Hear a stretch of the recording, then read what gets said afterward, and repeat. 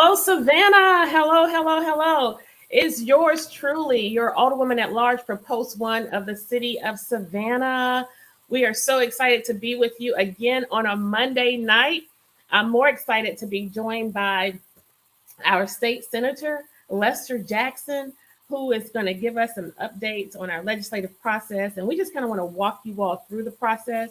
Shortly, we will also be joined by House Representative of 160, District 163, Mr. Derek Mallow. And I think he's in the room, so if we can let him in. We are right now approaching what we call crossover for our legislative process. Dr. Jackson, I probably will use your titles interchangeably because I recognize you in both capacities as a local dentist as well as our state senator. So if I vacillate between Dr. Jackson and Senator Jackson, you know who I'm talking about, right?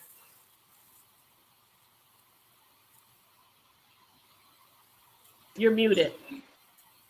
You're muted. Thank you for having me on your show. It's indeed a pleasure.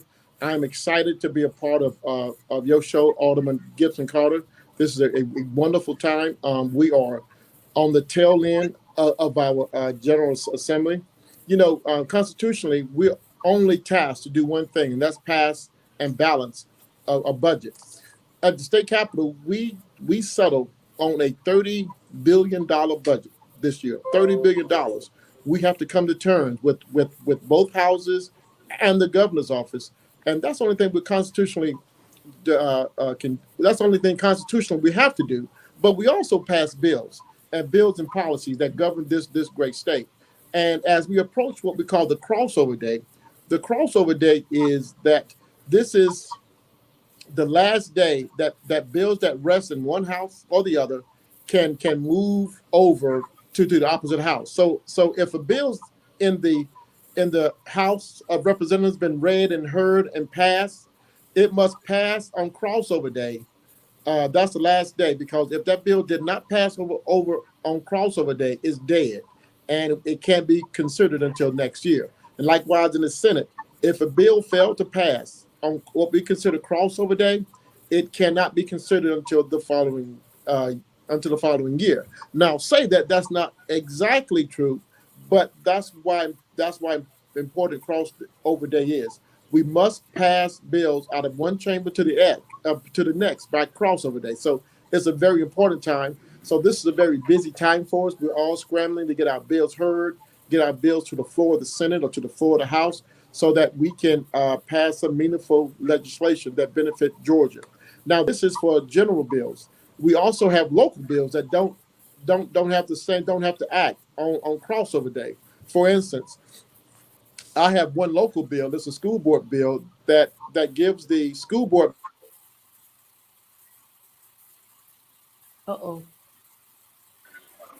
$1,000, and that's a local bill that has to be voted on. You froze a little bit. It gives the school board what?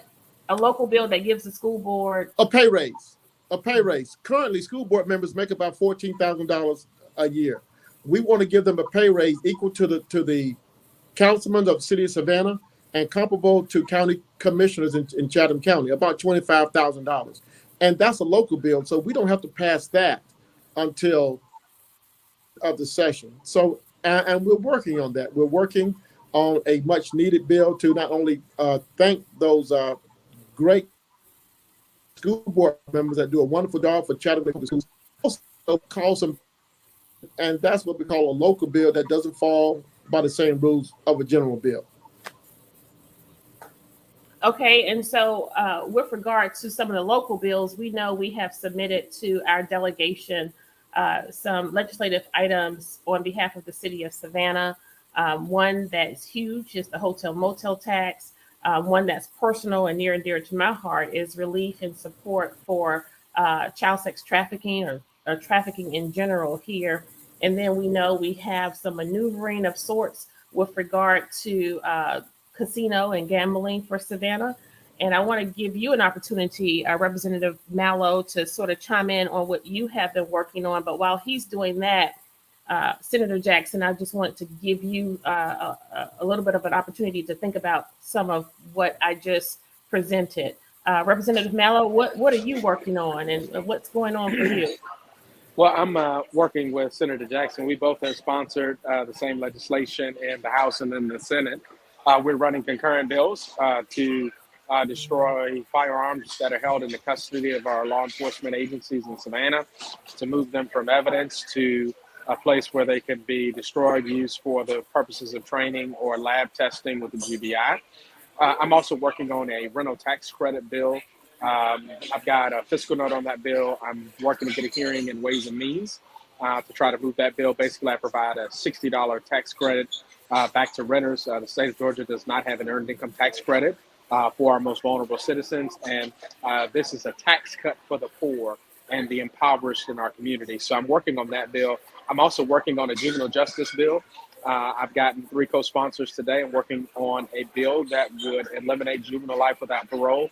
It would also reverse life without parole for sentences for juveniles in the state of Georgia, so that a juvenile could not be sentenced to death or to life without the possibility of parole in the state of Georgia. That's a huge piece of legislation, because our babies are being sentenced right now today to life without the possibility of parole. Some are being sentenced to death, and I believe that no child can commit an act as a child that they will not in 30 years regret what they've done as a youth. And so that would also be retroactive legislation. I'm also working on a constitutional amendment to allow for cities to enter into long-term lease and development agreements for the purposes of building affordable housing, so that developers would have 30 years to receive tax credits and abatements, so that statewide we can increase affordable housing for our most vulnerable citizens throughout the state by allowing governments to enter into long-term lease agreements so that they don't have to sell real estate to developers, they can lease it. And that's beneficial to make sure that the development for the purpose of the long-term development is affordable, and that that property reverts back to the hands of the government who entered into the lease agreement for the purpose to determine its future. And that's extremely important. The last issue that I'm working on. I have to stop you right there. That is so relevant to Savannah. And hearing you say that is music to my ears, because when we factor in what happened with Chatham Apartments, we know that the developers 20 years ago received tax subsidy. Yep. And we now know that 20 years is the new 2 years, right? That time passes very, very fast. And in that time span, we see how the complexion and the demography of our community can change within 2 short decades. And so when we look at affordable housing options and we enter into these contractual agreements with developers who take the tax subsidy only to revert that development into market Private rate, hands. you're closing out, not only are you closing out marginal citizens and people who need those subsidies to live in these facilities, like senior citizens and individuals who have issues with disabilities and mental health. We recognize how important that is. And so, where are we in terms of realizing that? Because now our local government is poised to enter into several affordable housing options as a result of what we have experienced by way of many of these development projects reverting back to market rate rent. I have been advocating for the city of Savannah to own its own affordable housing options. And so, how close are we to realizing this legislation that you are proposing? I'm really close. I've got the constitutional amendment, which I've been working with some folks on the governor side as well as on the Senate side with Senator Jackson on trying to make that a reality, but first trying to get it out of the House first. And the reason for that is because cities are capped at only entering into agreements for 10 years. That's the amount that constitutionally a city can enter into a long-term lease agreement. In order for our cities to have affordable housing that qualifies for the tax abatements in the state and the subsidies, we need to extend it to 30 years so governments don't feel pressured that they have to sell the development or the real estate in order for it to benefit those who are poor and impoverished for the long term. And so I'm championing that cause now. Of course, you know, as a freshman legislator, I've always come out with these big bills, and so I'm still lifting it. But I have good support from Atlanta. I've got good support out of Augusta. And so I'm trying to build this regional collaborative to get this out by crossover day. And so I'm running around like a chicken with his head cut off.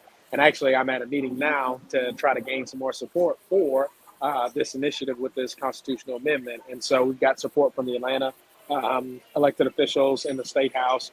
And I hope that that will continue and we can get this lifted because we need it. Well, we really appreciate you pausing and giving us some of your time. And I just thank you both, especially for just picking up the phone when I call. I think you're kind of afraid not to, right? No, But no, no, no. we thank you for just listening and being a voice. And Senator Jackson, you have been a great listener and a great voice for us on City Council who are in the minority, who have been advocating to uh, just get an incremental opportunity for the hotel motel tax for our marginalized citizens in Savannah. We know that the long and short of the hotel motel tax is to provide what they deem as a critical investment for our tourism industry. We're looking at a surplus of $65 million that could come from this hotel motel tax. We, as local officials, have our eye on the ball and our finger on the pulse of the greatest need in Savannah. And when we look at the distribution of that $65 million, the potential for the $65 million, we do not really see any of that meeting the need of our constituents or the city as a whole. It's for tourism. And you and I both know that these are essentially restrictive funds. And we've heard the leader of this city kind of taunt that the city of Savannah, one of the largest municipalities when it comes to tourism, is on low on the totem pole where the hotel motel tax is concerned in comparison to some of the smaller cities.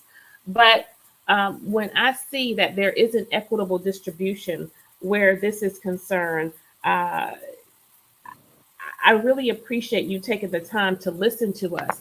When we have $20 million going to Tide to Town or the Tide, the trail, and when we have another $20 million earmarked for the Canal District, and another couple of million, 1 million or so for a signage or what do they call it, wayfinding.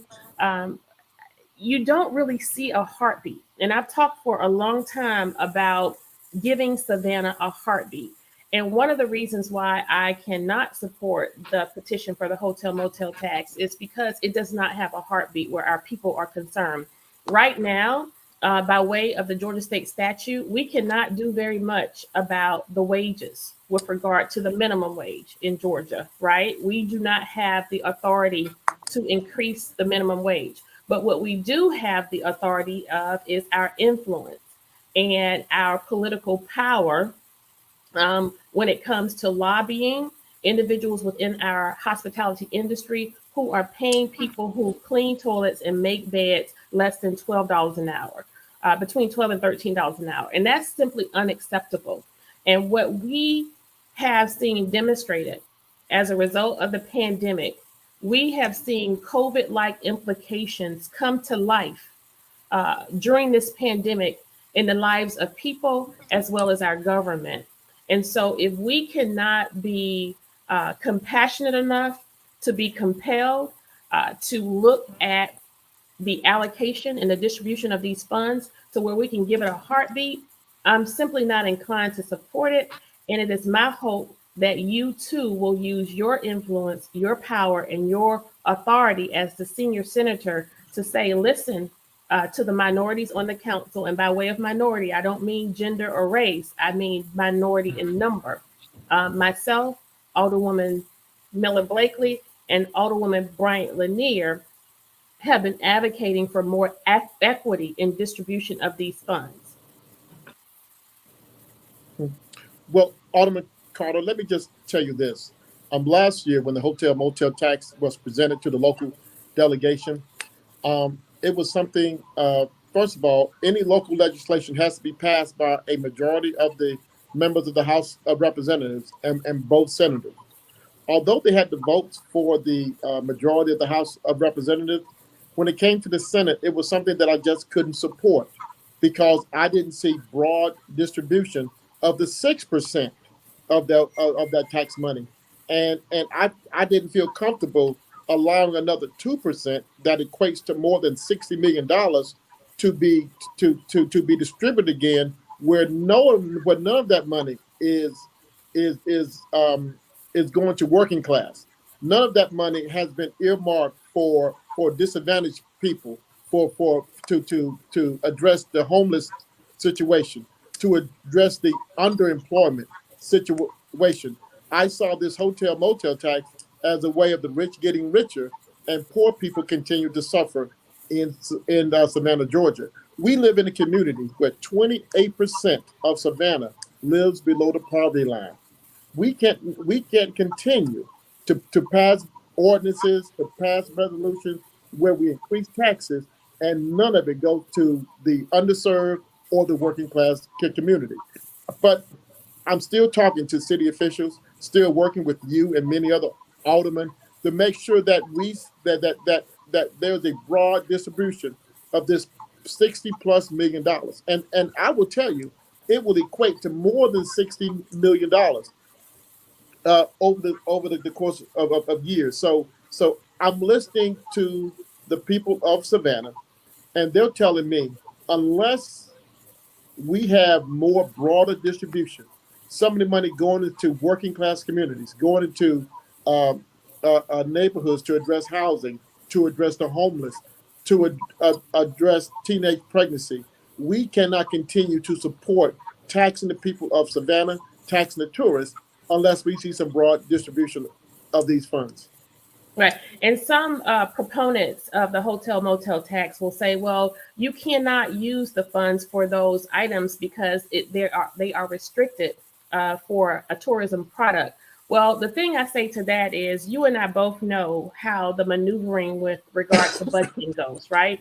And so Mm-hmm. there are ways in which we can move money around and make room for absorbing some of those proceeds in the areas of which we are now expending. So, take for example, law enforcement.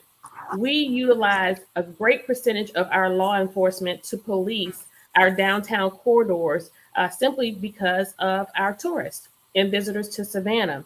And we receive zero in return for that support and those efforts. And so, all we have been asking for is to take care of the people who undergird the tourism industry, who are essentially the backbone of the tourism industry. And I do want to add that this particular hotel motel tax increase is not all that popular by all of our hoteliers. There are some who feel like they won't get as much of a benefit from increasing the hotel motel tax. And while some may say that this is a tax that will be passed on to visitors and people who seek to stay here by way of touring here, we do know that we, as citizens of Savannah, we have family members who also come to Savannah to visit, and we don't want those costs to price them out unless there is some greater benefit for the community as a whole. And so when we see budgetary maneuvering consistent with not having a heartbeat,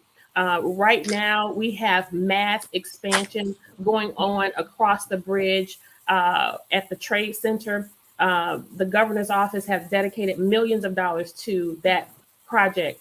And all I can think of is how much more would we be as a harmonious community if we could garner some of that resource. Right now, I'm looking at a text message from another alert of a teenager who has essentially lost his life on the streets of Savannah, 16 years old. We are closing out February with a very, very bloody total of lives taken via gun violence on our streets of Savannah. And while we listen and we hear to accounts of what's going on across the nation with regard to policing, with regard to crime, and with regard to poverty, what we say here in Savannah is we have enough resource in the house so that we are not being consistent with those standards across the country.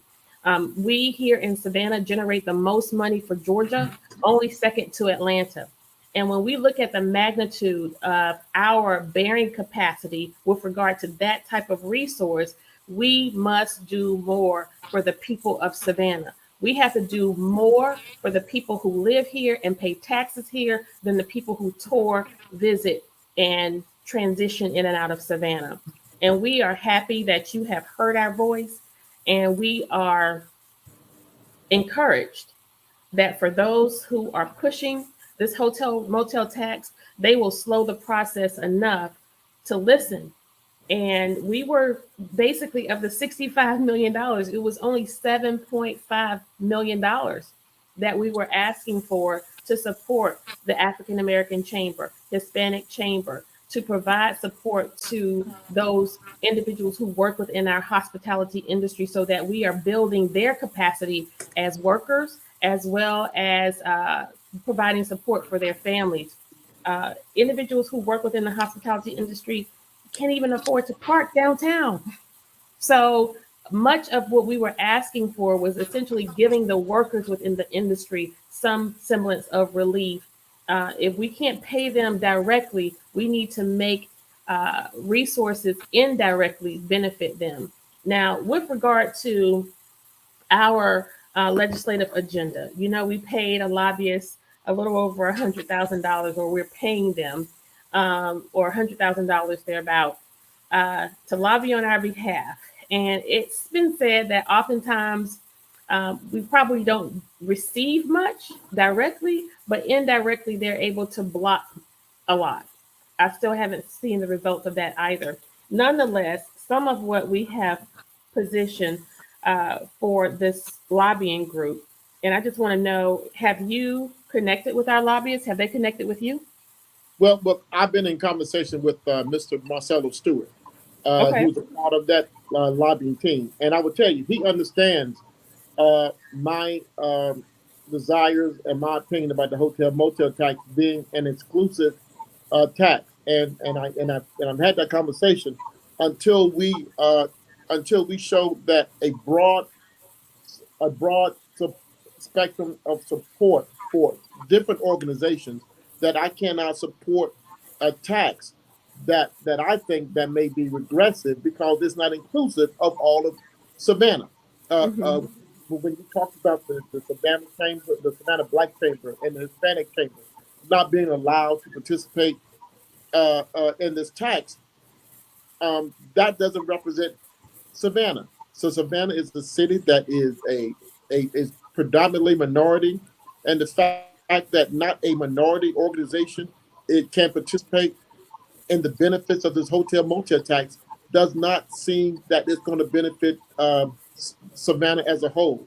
I think $7.5 million isn't enough when we're talking about addressing the homeless situation. I don't think $7 million is enough when we're talking about doing things to not only uh, address tourism, but address the things that go along with tourism, better streets, better housing for our workers that work day and night, better salaries for those workers, and better protection for those workers that work in the hotel industry. Um, I am a I'm not a big tax guy, and I think that unless we talk about inclusion, we cannot talk about a tax that's going to be regressive for the people of Savannah and those that visit. And I just want to briefly let our listening public know what was submitted uh, to our lobbyists by way of the interests of the city of Savannah via our 2022 legislative agenda, which is inclusive of the hotel motel tax, which would give the city of Savannah the authority to increase the current tax rate from 6% to 8%. And what I also want to add there, Dr. Jackson, is the fact that in doing this, we actually, our bottom line would be less with regard to the formula that is being used in terms of how much we are authorized to divide with our chamber and the hospitality industry. Confiscate weapons allow local governments the ability to sell or destroy confiscated weapons when the rightful owner cannot be determined or located. And we do know that um, this is an important piece of legislation more important in that it would become one of the opportunities, or this new term they call tools in the toolbox, where we can start backdooring our way to averting some of the gun violence in our streets. Again, I find most disheartening the fact that we have not highlighted as a primary issue and a public health issue in an emergency situation the number of African American men and boys who are losing their lives on the streets of Savannah. Right now, we have eclipsed the number of homicide every year since we have been in office, and almost every month since we have been in office. We have had more African American men and boys die on the watch of a super majority African American council.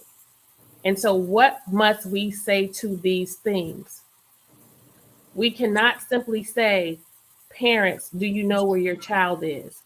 We cannot simply say, this is a trend that's occurring across the nation.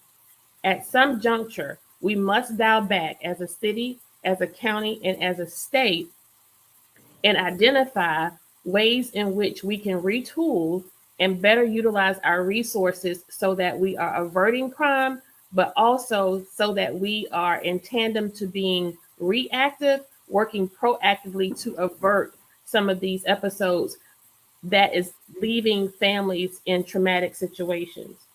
Further, we have here workforce housing initiatives. These are all fancy words. We got workforce housing, affordable housing, transitional housing. Well, I think we should start looking more toward income-based housing, because you can only afford the housing that your money can buy you. And affordable is all relative in the grand scheme. What's affordable to you, Dr. Jackson, is not affordable to me. And so when we use these broad terms, that's when I become less trusting of these processes that we enter into and seek to really get down and drill down into the teeth. I encountered a group of pastors earlier today, and I just acknowledge that there is a sense of emergency where I'm concerned, and I'm less inclined to listen to rhetoric and promises of politicians, and more inclined to see what we have by way of reality, which is consistent with the fact that in just 2 to 5 short years, if something is not done via strong policies, we will not be able to have a community that is culturally blended. We will not live in a Savannah that is home to the working class. We will not live in a Savannah where minorities will be invited in just 2 to 5 short years. Because if you drive through the corridors of the most vulnerable of our community, or what was known as predominantly minority and vulnerable communities, you will see rapid development of high-rise condos. You will see rapid development of infill homes that are pricing out the residents who live there. And so I said to this group of pastors, the people who are populating your pews right now, in 2 to 5 years, they will have to commute in to come to your church, because they will not be able to afford housing. They will not be able to afford to live in Savannah.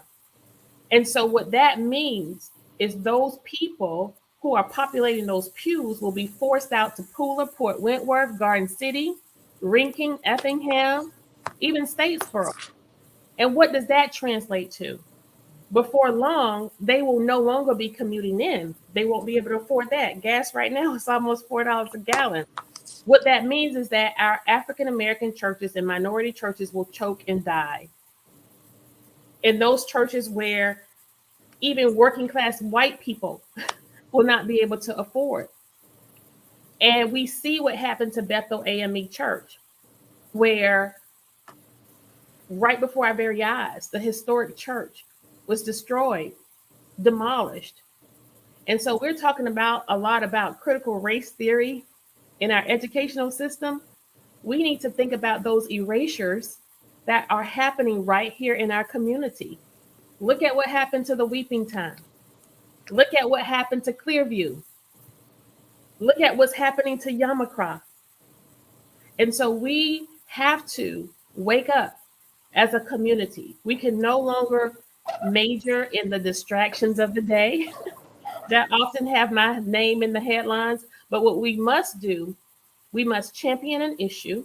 You must connect with your local sitting officials as well. We let the county off the hook a great deal. And we must make a demand with regard to what it is that we need in our community. And those needs cannot be met without a policy and legislation to drive new ordinances. And And and, so, and go Ms. ahead. Carter, you're absolutely right. So many Savannahans are being priced out of their homes.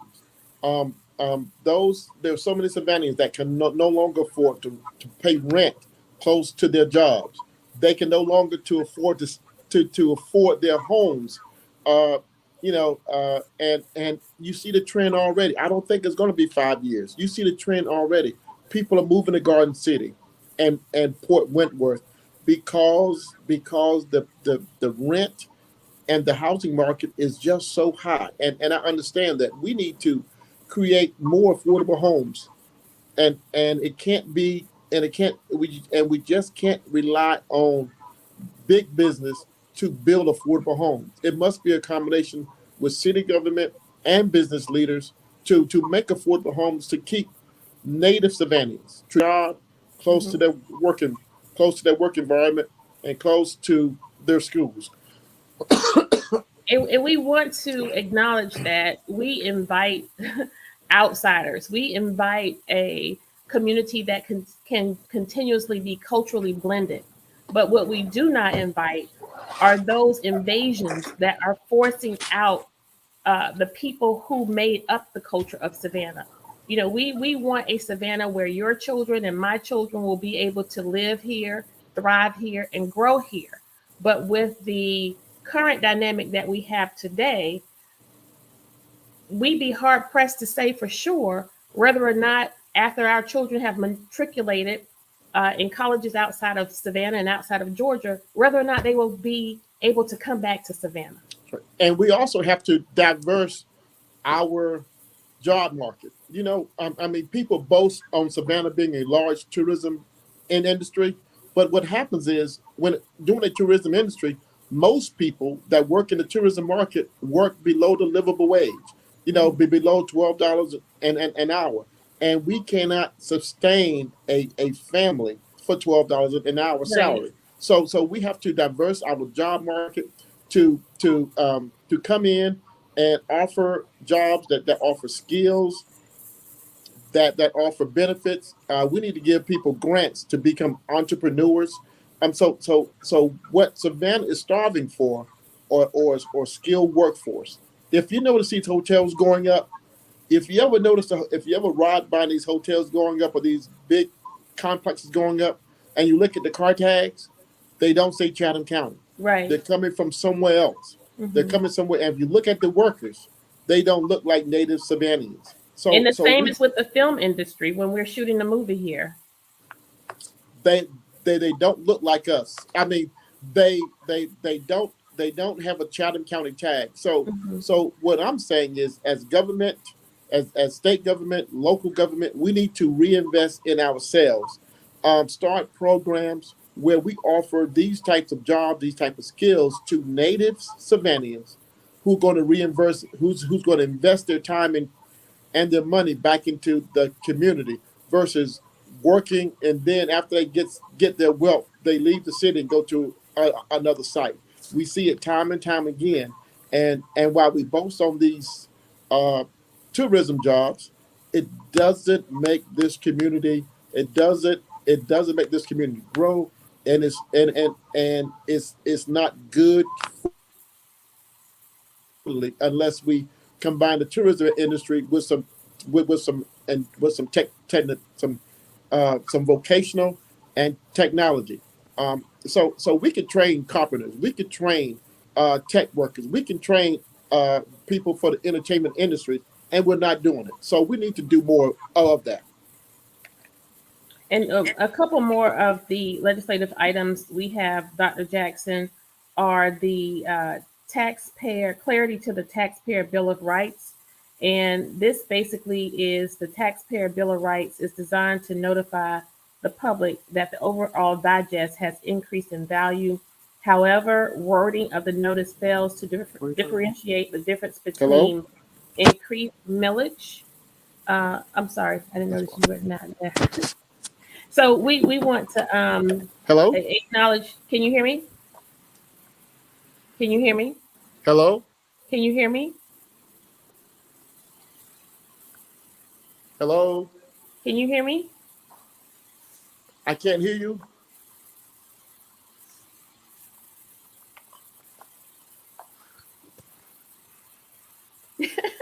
You still can't hear me? You still can't hear me? Can you hear me? Can we? You're muted. You have to unmute. Can we let Representative Mallow back in as well? Uh, can you unmute? You're muted. Testing, testing, There you go. testing. Can you hear me Can you now? hear me? I can. Can you hear me? Yes. Oh, you can hear me. I can't hear any sound.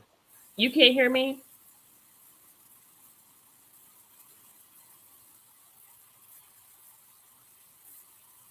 Okay, he says go out and come back in. But other items, I just want to let you know that are on the legislative agenda for the city of Savannah. Is this taxpayer bill of rights advertisement.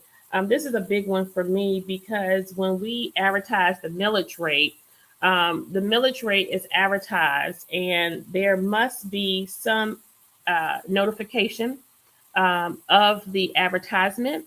And the confusion is when we say that we are going to keep the millage rate the same, oftentimes that translates to a property tax increase if we are not rolling it back. And the first year in office, we lobbied really, really hard to roll it back. But this previous year, the majority on council voted to keep it the same, which ultimately resulted in the property tax value of our citizens going up, which resulted in your tax bill going up.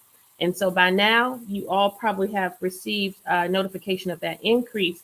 And so this particular piece of legislation just asks to clarify, because there's oftentimes some debate as to whether or not we go back and forth with who's on second, who's on third, in terms of whether or not a person's property tax is going to increase. So the fact of the matter is, every year, bless God, like now, we're living in a good year, your property tax value increases. And so if that millage rate stays the same, essentially, if it's not rolled back, your property taxes will increase. And so this particular piece of legislation takes away the ambiguity of the law, and it helps citizens and prevents politicians from having this debate as to whether or not their vote increased somebody's taxes. And then we have the pieces related to the logistics technology corridor. I'm going over, Representative Mallow, the various pieces that we have submitted by way of our legislative agenda. And I hope you have been presented with these items. Have you spoken with our lobbyists at all? I have. She's dropped by my office. I've spoken with Mr. Stewart on a number of some of the items from the agenda. They did give me a copy of it, and the lobbyists for the city did come by my office today, but I'm not in my office because I'm working. Mm-hmm. I'm moving through the Capitol, moving through the various between the legislative office building and the Capitol. So I am familiar with that, and I am proactively addressing several issues on that agenda. But as one representative, I can't lift the entire Right. city legislative agenda by myself. I would hope that some of my colleagues will take up measures on that. My issues will be with juvenile justice, with juvenile life without parole, and the sentencing guidelines for the mandatory minimums for children in the state of Georgia. Chatham County incarcerates more juveniles, second only to Fulton County. That's the problem. And our juvenile justices, our jurists in juvenile court need more tools in the toolkit to help them address that issue. Secondly, with affordable housing, moving the long-term lease agreement for cities, the rental tax credit bill, and lastly, moving for the destruction of seized property. This Mhm. is not a bill that is for any one person. This allows governments the opportunity to destroy property that they seize, because we know that these weapons, you make it back on the street, they're basically stolen out of an unlocked car that someone left unattended, and so we want to make sure that these weapons don't end up in the hands of our children so that they kill other children in our community. We want to do something about that. So those are the issues that I have right on the forefront that I'm working on from the city's legislative agenda. And y'all, it's not easy trying to get support for a lot of this stuff. It is a heavy lift, not only drafting the bill, but trying to get folks to co-sponsor with you to help you get to a hearing, to help you move that bill. It takes Mhm. so much work to move just one bill, and a Republican-controlled legislature is a Democrat. You got to be willing to work. So thank you for that opportunity and for you all developing such a wonderful agenda legislatively. But it's something that I think that is such a big agenda. We'll continue to have to move through that agenda in years to come, but at least we've got a framework to start it right now. And so I'll be more than happy to share with you the legislation when I file it, so that you can look at it and see what you think. Well, I appreciate that, and we kind of check the boxes on the weapons confiscation as well as the rent control. We're happy to know that you're working on that. One of the other big ones that a lot of people here locally would be interested in would be the short-term vacation rentals, where supporting home rule regulation of short-term rules is certainly necessary for us Yeah, here in Savannah. And I think I we stopped kind that of bill last year. Yes, yes. Tell us a little bit about that, because I think we got to the point where the opportunity got ahead of any particular regulations we could put forth, and now it's becoming quite a sticky situation. So last year, the short-term vacation rental bill did not come to the House floor for a vote. I went to Representative Casey Carpenter, the Republican from Dalton, and I asked him to hold that bill because it was disadvantageous to my community, the folks who live in downtown that want a quality of life, all of our citizens that live in that area, my seniors and my senior saints that said, Derek, we don't want party houses next to our houses. We want to have peace and quiet. That's why we've lived here for 30, 40 years. So he agreed to hold that bill for me.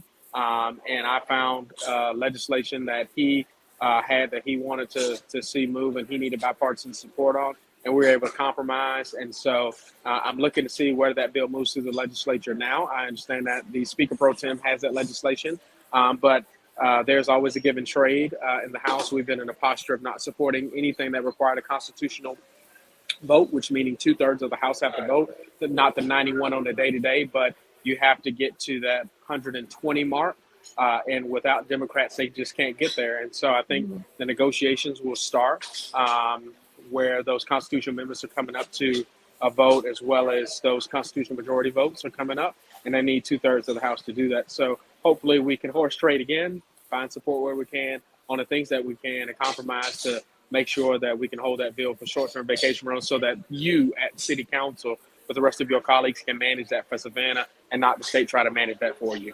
Yes, that would be nice. And it's something that's still going to be problematic for us to figure out as we seek to give provisions to those who are trying to make a living, generating income, but also how do we strike a fine balance with preserving the integrity of neighborhoods and just creating an equitable situation.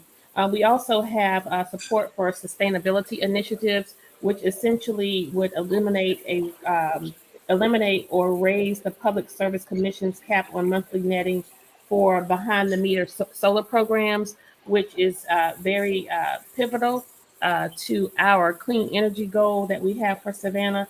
And then one that's near and dear to my heart is support funding for safe house facilities and programs addressing abuse and commercial sex exploitation of children. Yeah. Right now, we have no formal support opportunities from the state level here in Savannah.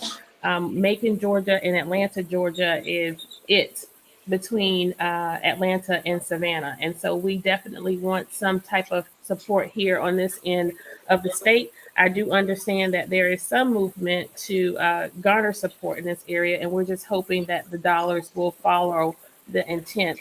I want you to close out. Just telling us a little bit about your campaign and the fact that you're planning to leave this post, and what are you looking forward to, and what your platform consists of for state senator. Well, thanks everybody. For those who don't know, I'm running for the second senatorial district to succeed Dr. Lester Jackson. Ladies and gentlemen, thank you all for tuning in tonight. As you all know, I've been a force in the House as a freshman legislator. I've worked to get Savannah State funding, $4.5 million in this last appropriation cycle last year. I worked my butt off to get that. We had $3 million in compensation resolutions that came through in the House, and we passed those. I worked to reform public transportation. I'm not done. I'm still working to reform public transportation for poor and impoverished people, because truly the gateway to a prosperous Chatham County is through public transportation that's equitable and inclusive of all. So as state senator, I'm looking for transportation to be public throughout all of the municipalities in Chatham County. In order for people to have access to resources and high wage paying jobs, the folks that live on Stevens Street where I live got to be able to get to the Tanger outlets and everything in between. We need to make sure that they can touch Lottie, Dottie, and everybody. And that is the gateway. When I was a child, my grandmother took the charter bus, but there was a bus that took us to Wilmington Island because she worked for families on Wilmington Island. There wasn't the cat bus. It was a big charter bus that would take us from Savannah all the way over to Wilmington Island. Okay, and I remember that. And guess what? Now we have a bus that goes to Wilmington Island. There are many people who work on Wilmington Island that don't live there. And in order for that gateway to be connected, it's through public transportation. I'm still going to fight for QBE and reforming the quality basic education formula that had been updated since 1980. God knows I was born in the 1980s, so we need to update it because it's outdated. Technology has increased. We have 5G. Back then, they were probably using a word processor. We've got to make those improvements so larger, more metro districts are not penalized in the QBE formula. So we got to do that. We got some criminal justice work to do. We also got to work to make sure that we maintain some reforms and our returning citizens coming back out to create pathways and opportunities for them.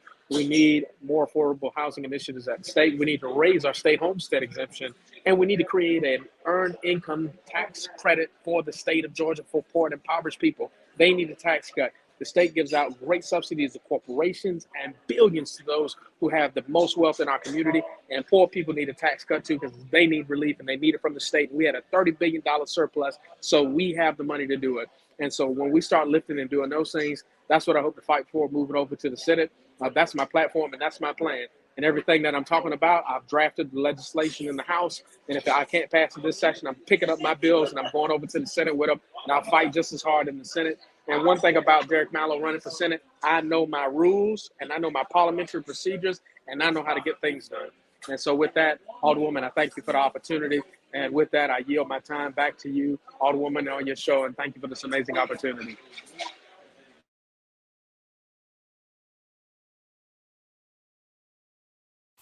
I tell you what, it takes a lot of energy to do what you are doing. I thought I was busy, but you certainly appear to have the stamina for it, the energy, and you have to be cut from a certain cloth to do this level of work. And so we want to wish you well in all of your endeavors, and we want to say thank you for all that you have done for the 163rd district. And we want people to know that you are yet still the representative. And if there are any needs or anything that you can assist with, I'm sure that you are still making yourself available to the citizens. And do you want to let us know when election day is and where and who can vote for you? And because not everybody can vote for this particular seat, right? So absolutely, May 24th. If you live in Thunderbolt, if you live in East Savannah, you live on the East Savannah East Side. You live in the Nottingham area, Planters Common, all the way over to some of the South Side by Windsor Forest, all the way over to the West Side to West Savannah, Garden City to Fort Wentworth. You can vote for me to be your next state senator. Everybody in my old hood can vote for me. Everybody from 36 and Waters, from Waters all the way to Ash, and from Waters all the way back to Art and Harmon. Everybody over there gonna vote for me. That's my community, my neighborhood. So vote on May 24th. There are going to be a lot of other people that run in different races. I'm running my own race. I'm focused on my own race, but I am not leaving my post as state representative. I will serve until January 9th, 2023. I'm not vacating my seat. I'm not abdicating my responsibilities.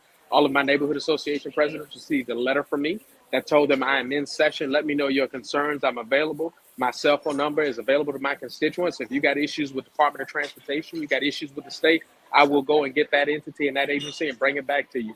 Ask my folks on West Victory Drive, my constituents who have GDOT issues, we'll take care of them and we'll get your concerns answered because I am a representative that believes in constituent services and I don't hide from my constituents. I'm always available to them. Well, we thank you so much for the time that you have carved out for us here tonight. And this is election season, a very, very busy season, and we are going to be sharing this platform with candidates as we go forth, just letting our citizens know who's all in the race. It's very, very important. One of the things I said to a group of Weeping Time activists and advocates is, we mobilize during campaign season, and we ask people to come out and vote for us. And we ask them to stand in long lines and early vote, only to leave us during our tenure.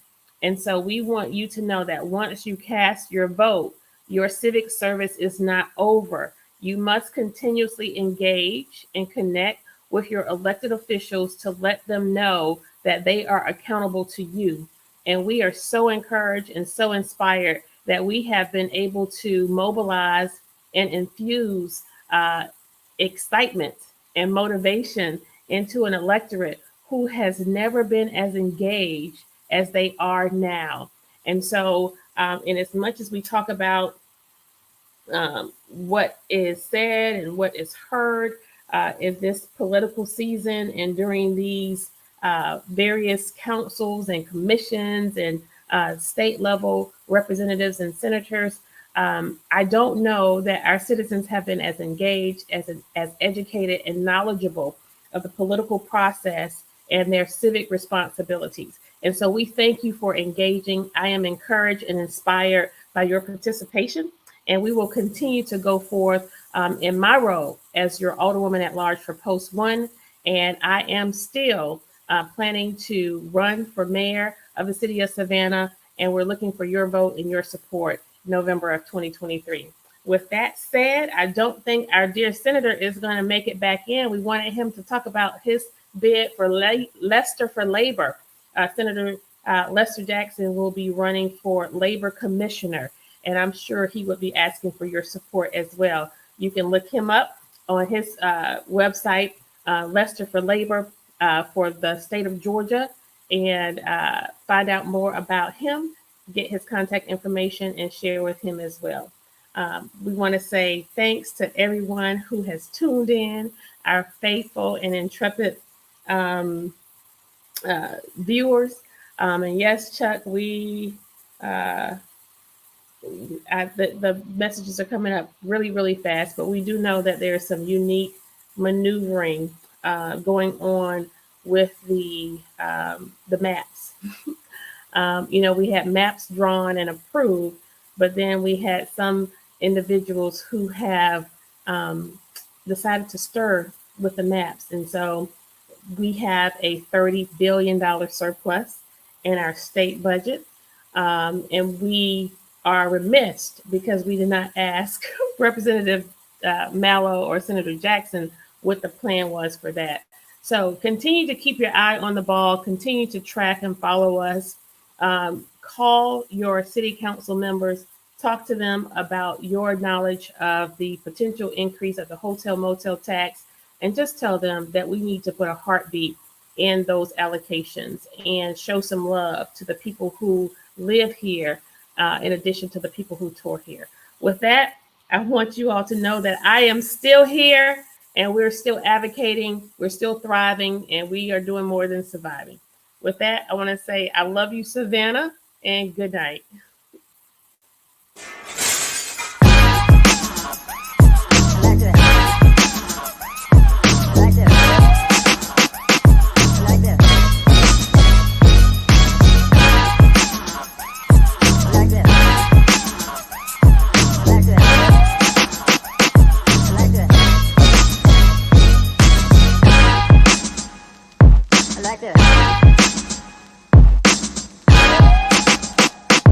Like this.